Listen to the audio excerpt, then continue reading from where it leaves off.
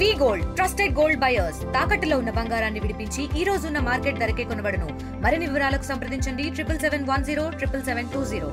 కాకినాడ జిల్లాలో ఈరోజు ఉదయం జరిగినటువంటి రోడ్డు ప్రమాదంలో మృత్యువాత పడిన వారినైతే ప్రస్తుతం ఈ యొక్క ప్రతిపాడులో ఉన్నటువంటి ప్రభుత్వ ఆసుపత్రికి అయితే తీసుకొచ్చారు. వాళ్ళు ప్రస్తుతం పోస్ట్ మార్టం అయితే నిర్వహిస్తున్నటువంటి పరిస్థితి ఉంది. అలాగే ఈ ఘటనలో ప్రధానంగా చూసుకుంటే ఏదైతే అన్నవరం నుంచి వస్తున్నటువంటి కారు ఏదైతే ఉందో కారు సరిగ్గా సోమవారం వద్ద వచ్చేసరికి ఏదైతే ఆర్టీసీ బస్టాండ్ ఏదైతే ఉందో బస్టాండ్లో బస్సు కోసం వెయిట్ చేస్తున్న వారి కోసం అలాగే మరి కొంతమంది ఏదైతే పనుల నిమిత్తం ఉదయం రిక్షాపై వెళ్తున్నటువంటి ముగ్గురు కూలీలను కూడా ఢీకొట్టడంతో ఈ ఘటనలో అక్కడికక్కడే సంఘటన స్థలంలో అలాగే అక్కడ సోమవారం గ్రామానికి చెందిన ఎవరైతే ముగ్గురు ఉన్నారో మోర్త ప్రధానంగా చూసుకుంటే మోర్త ఆనందరావుతో పాటు అలాగే మోర్త కొండయ్య కూడా పడ్డారు. అలాగే మరొక వ్యక్తి కాకాడ రాజు కూడా అక్కడ నుంచి హాస్పిటల్కి తరలించే మార్గ మధ్యలోనే మృత్యువాత పడినటువంటి పరిస్థితి. అలాగే అందులో ఆనందరావతి కెల్లంపూడి మండలం సోమవారం గ్రామం కాగా అలాగే మోర్త కొండయ్యది కూడా కెల్లంపూడి మండలం సోమవారం గ్రామం. అందులో కాకాడ రాజుది మాత్రం ఏలేశ్వరం గ్రామం. అతను కూడా ఒక 60 సంవత్సరాలు. వీళ్ళ ముగ్గురు కూడా ఉదయకాల సమయంలో ఏదైతే రిక్షా పైన ఈ యొక్క పనుల నిమిత్తం కూడా బిల్డింగ్కి సంబంధించినటువంటి ఒక ఏదైతే రేకులు ఉన్నాయో వాటిని అయితే రిక్షాలో తీసుకెళ్తుండగా ఈ ప్రమాదం అయితే ఒక్కసారిగా కారు మీదకి తీసుకురావడంతో ముగ్గురు కూడా అక్కడ పరిస్థితి. ఈ ప్రమాదంలో మరో ముగ్గురికి తీవ్ర గాయాలవ్వడం ప్రస్తుతం కాకినాడ ప్రభుత్వ ఆసుపత్రిలో కూడా చికిత్స అందిస్తున్నారు. ఏదైతే ప్రమాదం జరిగిన వెంటనే జగ్గంపేట నియోజకవర్గ ఎమ్మెల్యే జ్యోతుల నెహ్రూతో పాటు ఆ యొక్క సంఘటన స్థలానికి వచ్చి పరిశీలించినటువంటి పరిస్థితి ఉంది. ముఖ్యంగా మా గాయపడిన వారికి అయితే మెరుగైన వైద్యం అందించాలంటూ కూడా కాకినాడ ప్రభుత్వ ఆసుపత్రిలో ఎమర్జెన్సీ వార్డులో ప్రస్తుతం ఎవరైతే మరో ముగ్గురు కుదరపు చైతన్య 18 సంవత్సరాలు జగ్గంపేట మండలం ఇరుపాక గ్రామానికి చెందినటువంటి యువతి అలాగే చిరుపల్లి పని 18 సంవత్సరాలు ఆమె కూడా ఇరుపాక ఇద్దరు కూడా ఉదయం కాలేజీకి వెళ్తూ ఈ క్రమంలోనే ఈ ప్రమాదం సంభవిస్తుంది. ఆ యొక్క బస్ స్టాప్లో బస్ కోసం వెయిట్ చేస్తున్నారు. ఈ నేపథ్యంలో ఒక్కసారిగా కారు వచ్చి వీళ్ళపై కూడా దూసుకువెళ్ళిన నేపథ్యంలో వీళ్ళకైతే తీవ్ర గాయాలయ్యాయి. అందులో భద్రం అనే కెల్లంపూడి మండలం అతను కూడా సోమవారం అతను కూడా పరిస్థితి విషంతో ప్రస్తుతం కుటుంబ సభ్యులు కన్నీరు మున్నీరుగా వెలిపిస్తున్నారు. ఈ ముగ్గురికి కూడా మెరుగైన వైద్యం అందించాలంటూ కూడా రాజ్యసభ సభ్యులు సానా సతీష్ కూడా అక్కడికి చేరుకున్నారు. ప్రభుత్వ ఆసుపత్రిలో వారిని పరామర్శించి మెరుగైన వైద్యం అందించాలంటూ కోరుతున్నారు. ప్రస్తుతం మనం ప్రతిపాడు ప్రభుత్వ ఆసుపత్రి వద్ద ఉన్నాం.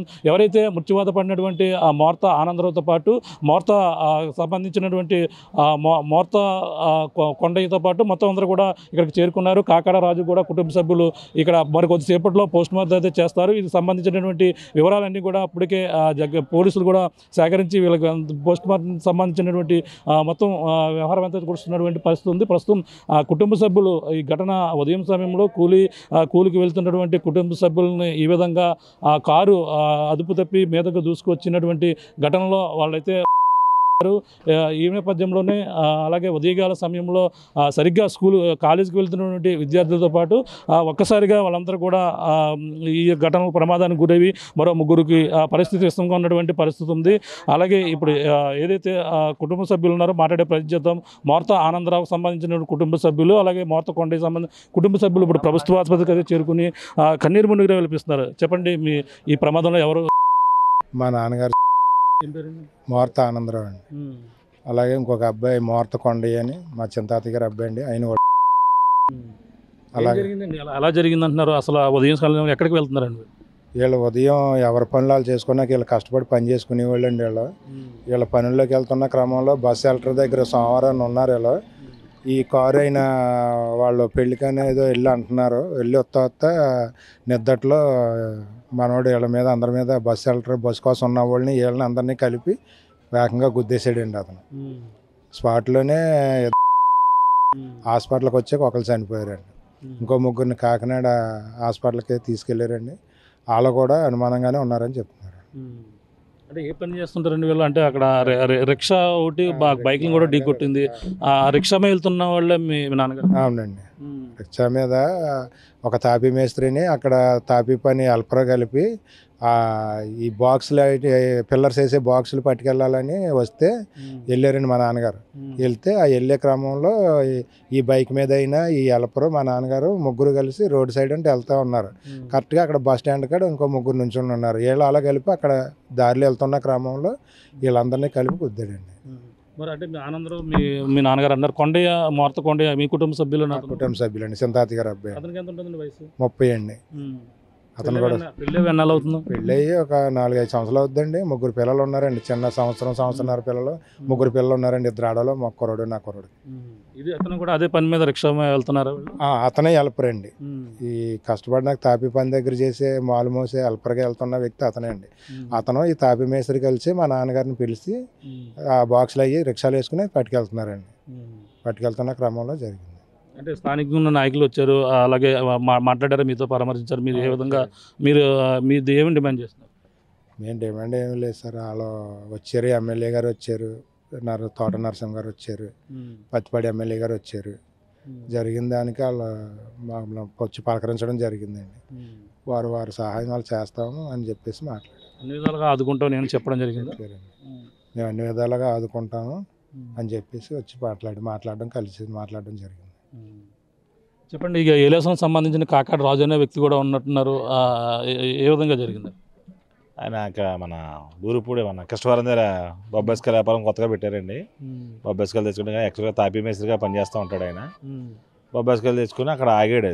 బండి ఆగి ఏదో చూసుకుంటుంటే ఈ లోపు ఈ కారు ఓవర్ స్పీడ్గా వచ్చి మొత్తం గుద్దేస్తే స్పాట్లో ఇక్కడికి వచ్చాక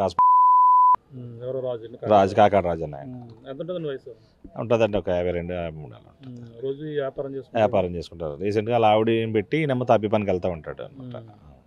అంటే జరిగిన ఘటన ఎలా జరిగిందంటే, పక్కన టైర్ పేలిపోయింది, మీదకు దూసుకొచ్చింది అంటున్నారు, లేదంటే నిద్రమత్తులో ఉండి ఈ ప్రమాదం జరిగిందని అనుకుంటున్నారా? ఏ విధంగా జరిగిందని?